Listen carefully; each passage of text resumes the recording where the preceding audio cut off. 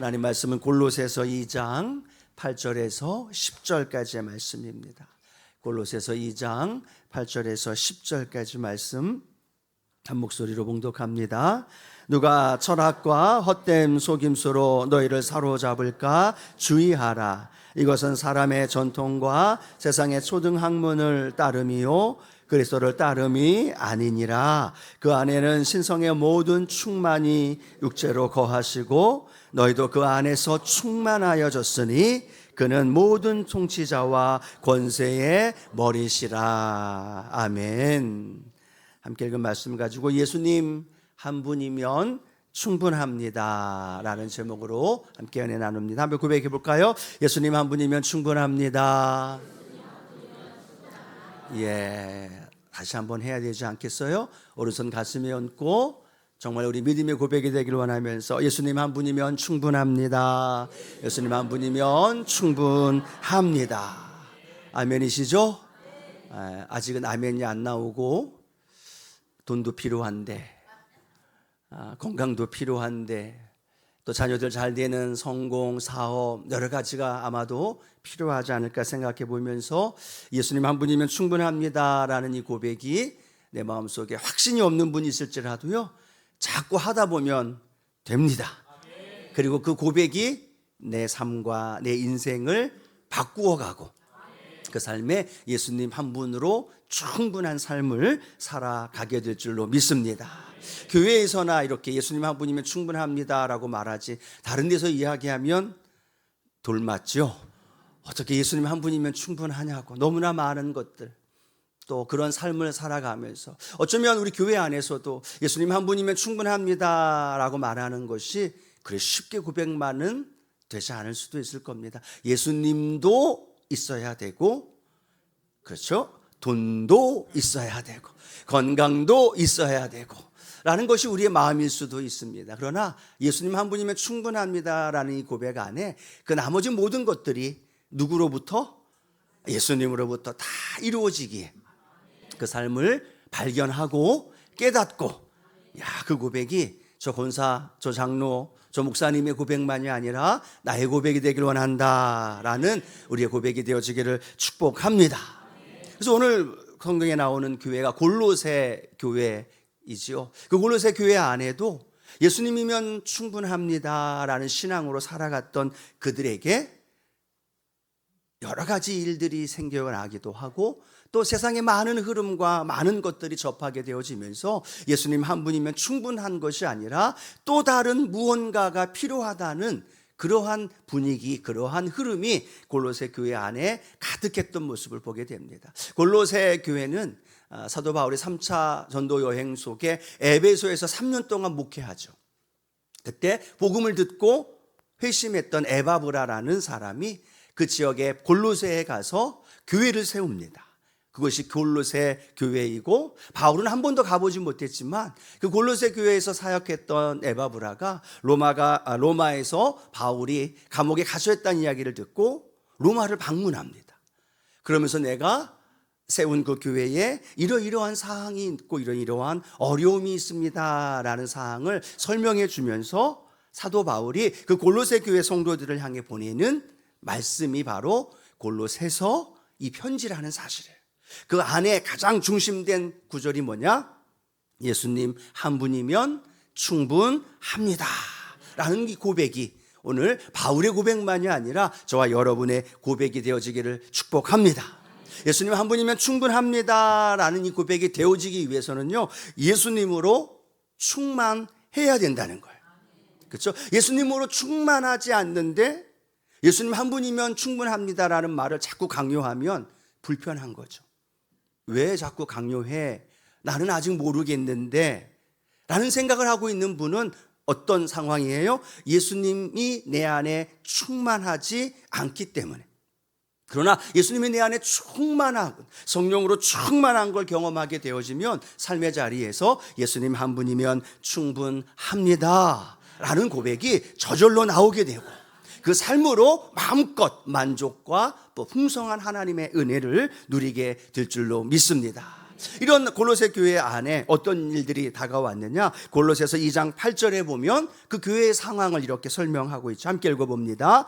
누가 철학과 헛된 속임수로 너희를 사로잡을까 주의하라. 이것은 사람의 전통과 세상의 초등학문을 따름이요 그리스도를 따름이 아니니라. 철학이 그 교회 안에 들어옵니다.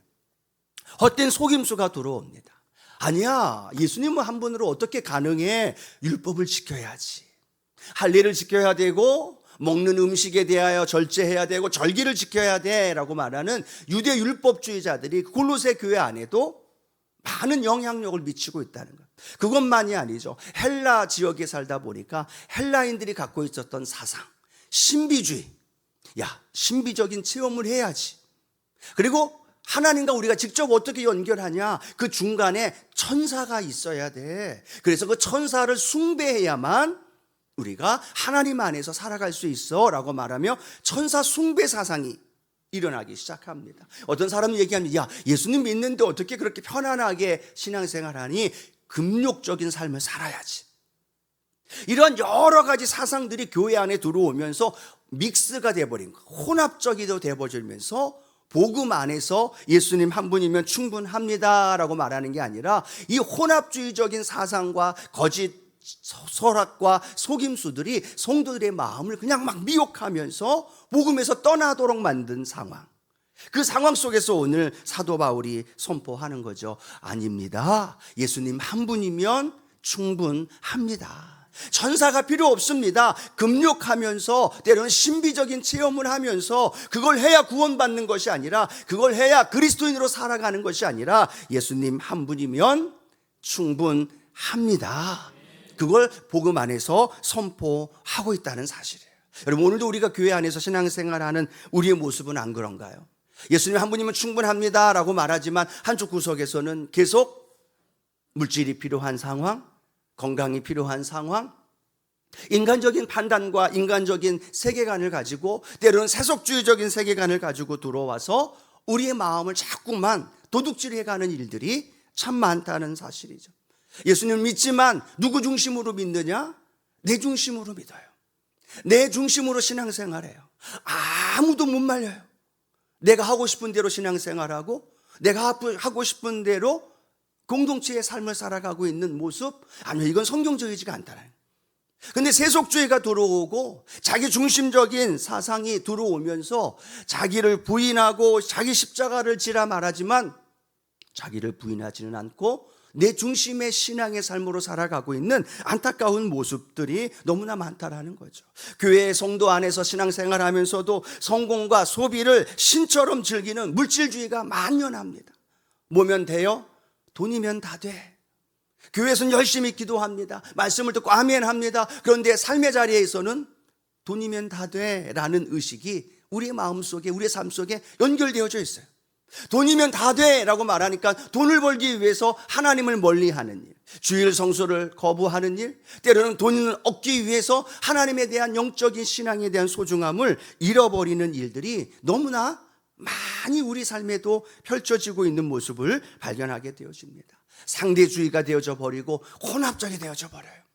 이 말씀을 준비하면서 나는 하나님 앞에서 복음 안에서 올바로 예수 안에서 충만하고 있는가를 생각해 보면서 오늘 저와 여러분의 신앙의 모습이 예수님 한 분이면 충분합니다.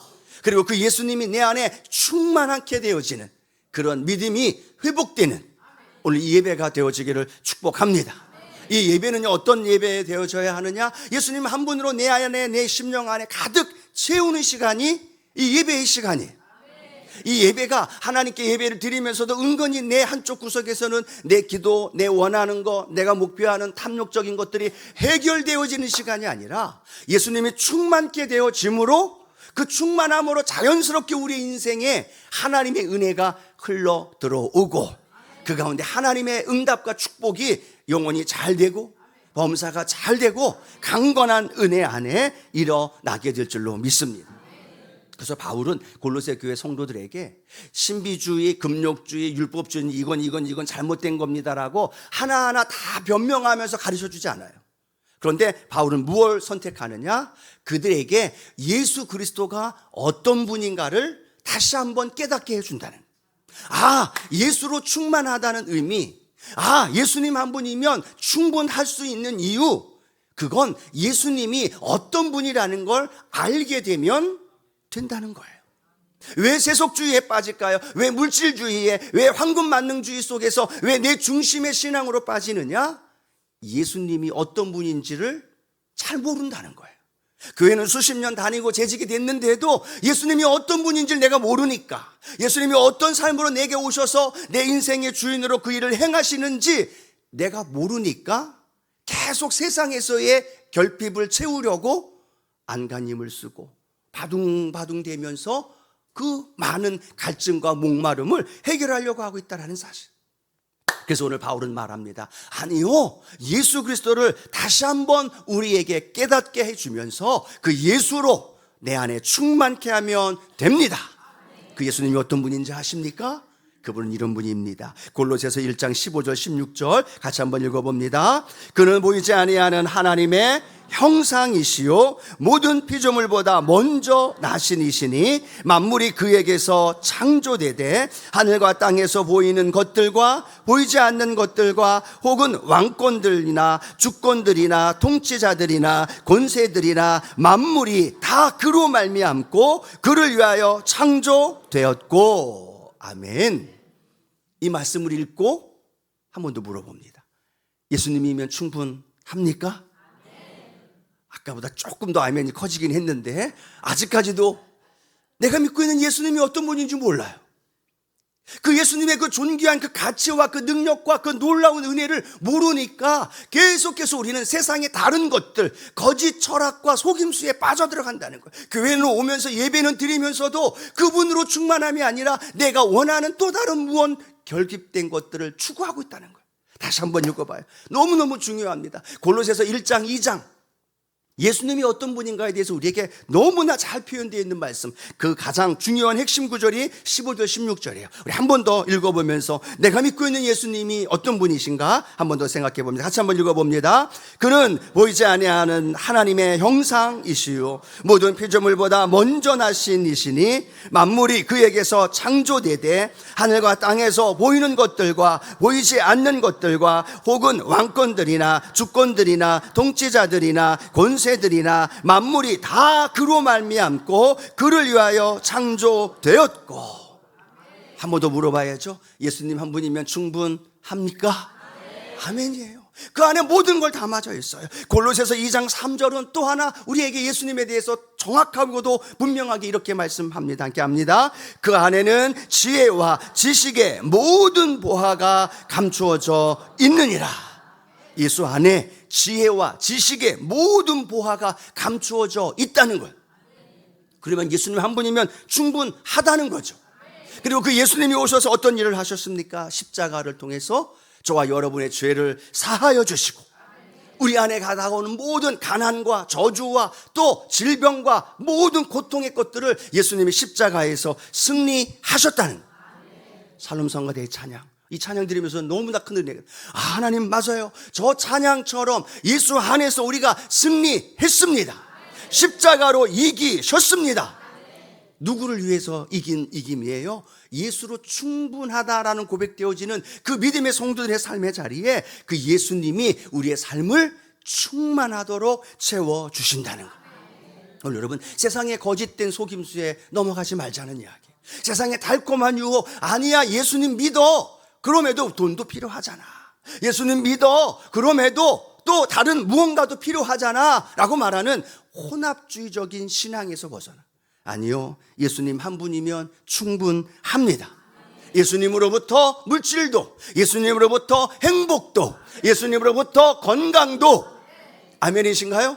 그 본질적인 것이 내 안에 흔들리니까 내 안에 있는 결핍을 자꾸만 이야기한다는 거예요. 내 안에 있는 부족함을 자꾸만 이야기하는 거예요. 내 나이에 대하여, 내 물질에 대하여, 내 건강의 연약함에 대하여 이야기한다는 거죠. 그런데 그 심령에 예수님이 어떤 분인가를 알게 되면, 그분이 십자가를 통해 내게 향하신 그 다 이루었다고 말씀하신 그 능력을 내게 알게 되어진다면, 환경이 아니라, 예 맞습니다, 주님, 예수님 한 분으로 충분합니다.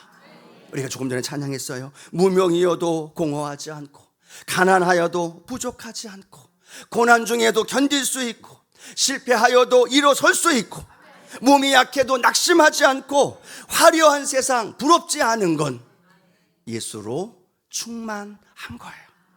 예수가 충만하지 않고 예수로 가득하지 않으니까 세상에 많은 것들이 우리 안에 다가온다면, 오늘 이 예배를 통해 내 삶에 정말 예수로 충만한가? 예수님 한 분이면 충분한가? 하나님, 그것이 고백되어지는 저와 여러분 되어지기를 소원합니다. 그럴 때 우리는 로마서 8장 37절에 위대한 바울의 고백이 우리의 고백이 되어질 수 있죠. 함께 읽어봅니다. 그러나 이 모든 일에 우리를 사랑하시는 이로 말미암아 우리가 넉넉히 이기느니라. 아멘. 우리를 사랑하시는 이, 죽기까지 생명 내어주면서까지, 그분이 어떤 분이에요? 모든 지혜와 지식과 부유함과 그 모든 것들을 다 그 주님 앞에 품어 놓으시고 그 안에 담아 놓으신 그 주님, 그 주님을 내가 사랑하신 그 주님의 내 안에 계심으로 말미암아 나는 이 모든 일들을 넉넉히 이기느니라. 오늘 그 주님으로 충만케 되어지기를 원합니다. 이 말씀을 생각하면서 그런 비유를 좀 생각해 봤어요. 마태복음 13장에 보면 밭에 감추인 보화 이야기가 나옵니다. 그 내용은 어떤 내용입니까? 그 밭에서 일하는 사람인데 그 밭이 그 사람의 밭이 아니에요. 품삯을 받고 일하다가 뭘 발견해요? 보화를 발견합니다. 곡괭이질을 하는데 뭐가 퉁 하고 소리가 들려요. 그래서 열심히 파봤더니 그 안에 뭐가 있어요? 숨은 보화가. 옛날에는 이런 숨은 보화를 둘 데가 없어서 저장하는데 땅에다 묻어둔 일이 많았다는 거예요. 근데 그 금은 보화를 발견한 거예요. 그래서 이 사람 어떻게 합니까? 그걸 다 파가지고 주인에게 줘요? 아니죠. 뭐 합니까? 아무도 모르게 감춥니다. 그러면서 성경은 뭐라고 말하냐? 기뻐하며 집으로 돌아갑니다. 그리고 그 갖고 있는 모든 걸 다 팔아요. 사람들 이야기합니다. 야, 너 미쳤어? 그 밭이 얼마나 된다고 그 재산 다 팔아서 그 비싸게 왜 그 밭을 사? 사람들은 비난하고 사람들은 손가락질합니다. 그런데 이 사람은 어때요? 그 마음이 얼마나 부요함이 있어요. 그 마음이 얼마나 기쁨이 있어요. 여유가 있어요. 그 사람들 이야기에도 전혀 아랑곳 하지 않고 그 밭을 삽니다. 그 밭을 산 다음에 내 거로 만든 다음에 거기에서 뭘 발견해서 꺼내요? 금은보화를 꺼내서 그 금은보화로 마음껏 누리는 거예요. 천국이 그렇다는 이야기죠. 아니, 예수 그리스도가 우리 인생에서 그렇다는 거예요. 금은 보화, 그 모든 것들이 내 안에 숨겨져 있는데 그걸 발견하게 됐고 그분으로 인하여 내 삶에 놀라운 금은 보화를 마음껏 누릴 수 있도록 오늘 주님이 저와 여러분을 향해 그 일을 이루어 주셨어요. 어떻게까지요? 십자가에 물과 피를 다 쏟으시면서까지 저와 여러분의 삶을 책임지시겠다고 우리에게 보여주신 그 예수 그리스도 한 분으로 저와 여러분이 충만하게 되길, 그 충만하면 충만할수록 세상의 결핍이 사라지고 그분으로 인한 충만함이 내 안에 가득할수록 내 삶의 모든 문제와 염려들은 사라지고, 그런데 여러분 아시죠? 반대예요. 그 예수님이 사라지면 사라질수록, 그 예수님이 적어지면 적어질수록 세상의 문제는 더 커지고 세상의 부족한 결핍은 더 많아지고 짜증은 더 많아지고 더 힘들어진다는 거예요. 뭐가 문제예요? 내 앞에 문제가 아니라는 거예요. 내 앞에 펼쳐져 있는 환경이 문제가 아니라는 거예요. 내 안에 예수로 충만하지 않는 것이 문제라는 거예요. 그렇다면 하나님 오늘 내 안에 가득 예수로 충만하게 채워주시고 그것이 내 기도 제목이 되고 그 삶을 통해 성령의 능력이 내 안에 가득 충만케 하옵소서. 그 은혜 고백되기를 소원합니다. 한 번 더 물어봐야죠. 예수님 한 분으로 충분합니다. 이 고백이 계속 저와 여러분의 삶에 되어지기를 축원합니다. 그러면서 오늘 사도 바울은 그런 삶으로 살아가는 그리스도인의 삶은 어떻게 살아야 하는지 두 가지를 설명을 해요. 하나는 위의 것을 찾으라라고 말합니다. 어디의 것을 찾으라고요? 위의 것을 찾으라.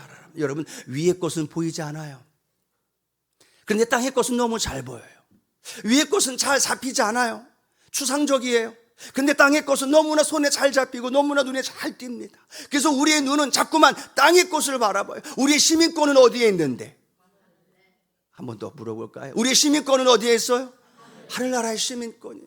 대한민국에도 시민권이지만 하늘나라의 시민권자이잖아요. 근데 우리는 자꾸만 이 땅의 것, 아래 것, 그리고 육적인 것, 썩어질 것에 우리는 자꾸만 생각을 빼앗기고 삶을 빼앗기고 우리 에너지를 빼앗겨요. 위의 것엔 관심이 없어요.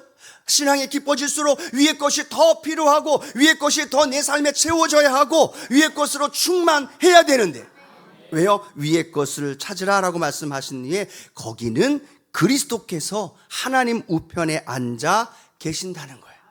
그 위의 것은 예수 그리스도가 그곳에 앉아 계시고 그 예수를 찾는 것이고, 영적인 것, 영원한 것, 그것을 통해 우리에게 부어주시는 하나님의 놀라운 은혜가 우리 안에 있다는 거예요.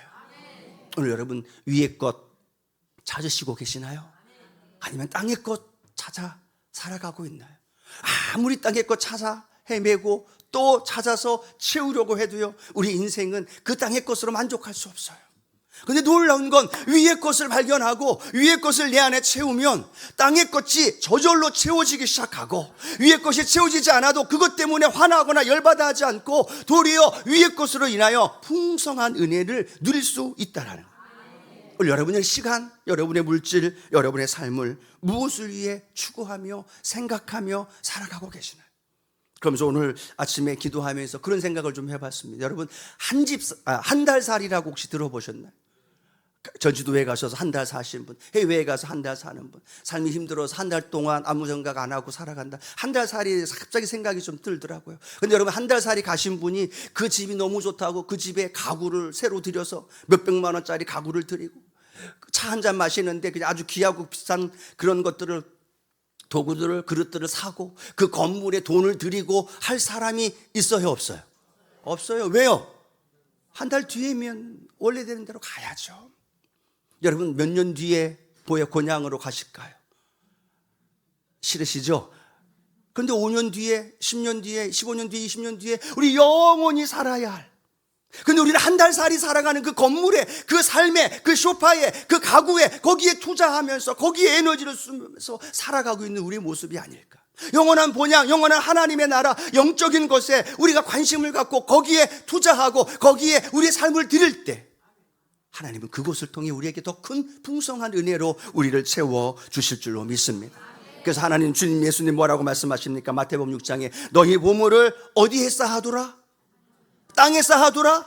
아니에요. 하늘을 쌓아두라는 거예요. 우리의 물질을, 우리의 시간을, 우리의 삶을 하늘에 그 보화를 쌓아두어라. 왜요? 하늘에 쌓아두는 보화는 도둑도 없고 썩지도 않고 사라지지도 않고 하나님이 다 기억하신다는 거예요. 그런데 여러분 이 땅에 쌓아두는 보화, 이 땅에 쌓아두는 많은 것들 그냥 일장춘몽 다 날아가 버리잖아요. 오늘 저와 여러분이 위의 것 추구하며 그 믿음의 길을 걸어가기를 주님의 이름으로 축원합니다. 두 번째 또 하나 바울은 이야기합니다. 죽게 하듯 하십시오라고 말합니다. 죽게 하듯 하라. 당시 골로새 교회 안에는 종이 예배를 드려요. 노예죠. 근데 그 노예가 섬기는 주인도 함께 예배를 드려요. 같이 복음 안에서 만났으니까. 주인과 종이 예배를 드리면서 예배를 드린 이후에는 주인은 종을 어떻게 해요? 종으로 대해요. 종은 주인을 주인대로 대해요. 주인이 함부로, 종은 종의 모습 속에서 갖고 있었던 그런 마음으로 그렇게 교회 안에서 대하는 사람들의 모습, 공동체 안에서도 유대인들, 헬라인들을 각각 그 사람들 모습대로 대하면서 자기들의 감정과 자기들의 느낌대로 그들을 대하기 시작합니다. 어떨 때는 함부로 말을 하고, 어떨 때는 주인이 종에게 하듯이 명령하고 지적질하고, 때로는 폭력을 행사하고, 이런 일들이 골로새 교회 안에, 아니 골로새 교회 안에만이 아니라 우리 성도들이 살아가는 삶의 자리에도 그런 일들이 계속 벌어지는 일들이 나타나더라는 거예요. 그래서 사도 바울이 뭐라고 이야기를 합니까? 골로새서 3장 23절 말씀 이렇게 합니다. 무슨 일을 하든지 마음을 다하여 주께 하듯 하고 사람에게 하듯 하지 말라. 아멘. 무슨 일을 하든지 마음을 다하여 누구에게 하듯 하라? 주께 하듯 하라. 노예가 일을 할 때 해도, 가정에서 일을 할 때 해도, 삶을 살아갈 때 해도 어쩔 수 없이 매맞기 싫어서, 아니면 어쩔 수 없는 형식적으로 대충 때우는 것이 아니라 주께 하듯 하라는 거예요. 주인이 종을 대할 때, 사람을 대할 때 해도 그 사람이 종이 아니라 누구를 대하듯? 주께 대하듯. 왜요? 그 노예 안에도 예수님이 계시거든요. 그 주인 안에도 예수님이 계셔요. 그런데 그 당시에는 그것이 생각이 안 되면서 서로에게 서로의 감정대로 서로의 지위와 위치와 포지션대로 함부로 대하고 함부로 말하고 거기에 따라서 일하고 어떤 행동을 할 때에도 방치하거나 무책임하게 행동했던 일들이 너무나 많았던 거예요. 오늘 여러분, 이 말씀이 오늘 우리에게는 어떻게 들려지나요? 나는 하나님의 전에서 예배드릴 이 예배, 또 우리 교회 공동체 안에서 만나는 한 사람 한 사람을 죽게 대하듯 하고 있나요? 아니면 내 밑에 있는 누구처럼, 아니면 내가 우습게 여기고 내가 외면하고 내가 무시해도 되는 사람처럼 그렇게 무시하는 사람으로 대하고 있지는 않은지. 아니, 교회 공동체 안에서 우리 가정 안에서 한번 생각해 보세요. 가장 많이 친하게 지나고 가장 허물 모든 걸 보이는 가정 안에서 남편이 아내를 대할 때, 부모가 자녀를 대할 때 어떤 모습으로 대하나요? 함부로 말하고 함부로 행동하고 당연한 것처럼 받아들이고 있지 않나요? 오늘 사도 바울은 얘기합니다. 죽게 대하듯 아내를 대하십시오. 남성분들한테 저도 포함한 죽게 대하듯 아내를 대하는 거예요. 아내분들에게 이야기하는 거죠. 죽게 대하듯 남편을 대하는 겁니다. 자녀를, 부모를, 우리 권사님을, 우리 집사님을, 우리 새 가족들을, 아니 다음 세대를, 그들을 대할 때 누구를 대하듯? 죽게 대하듯. 그가 누구이더라도 그들 안에 주님이 계시고, 아직 믿지 않는 분이라면 내 안에 주님이 계시기에 그들에게 함부로 말하는 게 아니죠. 함부로 대하는 게 아니에요. 내게 주어진 일이 사소하고 설거지하고 청소하고 이건 맨날 해도 끝나지 않는 이 일, 지겨워, 대충 그게 아니라 그 일을 죽게 대하듯 그 일을 해나가는 그곳에 어떤 일이 벌어질까요? 주님의 임재가 있고 주님의 천국이 임하게 되고 내 마음의 기쁨과 감사가 날마다 넘쳐나더라는 거예요. 오늘 성도 여러분, 늘 어떤 사람을 만나든 어떤 일을 하든 누구 대하듯? 죽게 대하듯 하십시오. 여러분의 주방이 죽게 대하듯 그곳에서 주님을 찬양하며 예배하는 은혜가 있게 되기를 원합니다.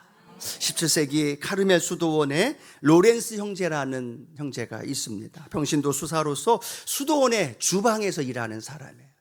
대부분의 여성분들이 많으니까 주방에서 일하는 분이에요. 하루 종일 청소하고 설거지하고 음식 만들고 하는 일인 거죠.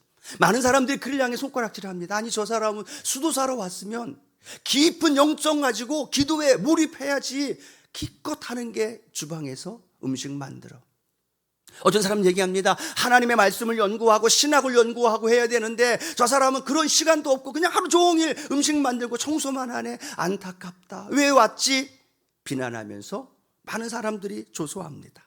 그런데 그분은 그들의 이야기를 듣지 않고 그분들에 대한 마음 받아들이지 않고 또 그들 때문에 상처받지 않습니다. 근데 놀라운 건 그 손가락질하고 함께했던 많은 사람들은 다 잊혀져도 이 로렌스 형제는 지금까지도 많은 이들에게 영적인 감동을 줘요. 그가 이렇게 책에 기록하고 있는데요, 제가 잠깐 읽어드립니다. 나는 예배당에 있을 때나 주방에서 프라이팬에 계란 하나를 뒤집을 때나 동일한 하나님의 임재를 누립니다. 나는 이 하찮은 프라이팬의 요리를 주님을 향한 사랑으로 구워내며 다 마친 후에는 바닥을 깨끗이 닦아내며 주님께 경배합니다. 나에게는 이 주방이 하나님의 지성소입니다. 그 주방이 하나님의 지성소래요. 여러분의 주방이 하나님의 지성소가 되기를 원해요. 여러분의 사업장이, 여러분과 만나는 삶의 자리가, 이 교회가, 또 함께하는 모든 사람과 그 모든 곳곳마다 하나님 만나는 지성소가 되는 거예요. 여러분, 이 임재라는 이 고백이 여러분의 삶에 함께 하실 때 그 삶에 놀라운 하나님의 그 구원의 역사가 일어나게 되고 하나님의 천국을 맛보게 되어지고 그 안에 예수님으로 충만케 되어지는 놀라운 은혜가 일어납니다. 말씀을 맺길 여러분 기억하십시오. 예수님이 왜 물과 피를 다 쏟으시면서 십자가 달려 죽으시며 고난을 당하신 이유가 뭘까요? 예수님 한 분이면 충분하게 하기 위해서예요. 받지 않으셔도 되는 채찍을 39대 맞으셨던, 물과 피 다 쏟으셨던 이유, 머리에 가시관 대못을 받으시고 그 고난과 아픔을 당하셨던 이유는 안 받으셔도 되는데 그 받으신 이유 하나 있다면 저와 여러분이 예수님 한 분으로 충분하게 하기 위해서, 충만하게 하기 위해서 주님이 하신 그 일이에요. 그걸 우리의 마음속에 깊이 깨닫게 되어지면서 오늘 골로새서 안에 있는 예수님 한 분이면 충분합니다, 이 고백이 예수님으로 충만함으로 선포되기를 원하고, 그 삶에 이 땅의 것이 아닌 하늘의 것을 추구하고, 더 나아가 죽게 대하듯 모든 이들을 함께 나눌 때 그 은혜가 저와 여러분 안에 함께하기를 축복합니다.